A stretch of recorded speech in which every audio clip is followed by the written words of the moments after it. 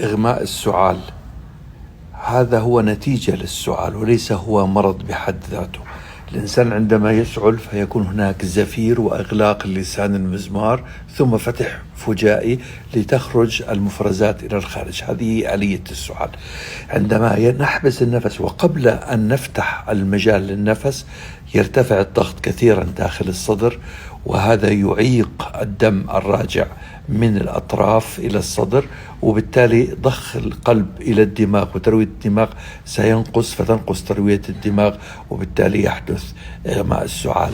وهناك من يضيف آليات أخرى، منها أنه زيادة الضغط في الصدر تنبه أيضا آليات عصبية تؤدي إلى إغماء السعال. المهم أنه الإنسان عندما يسعل أن لا يشد أو يعطي جهد كبير، لأنه هذا يعيق العود الوريدي إلى الصدر.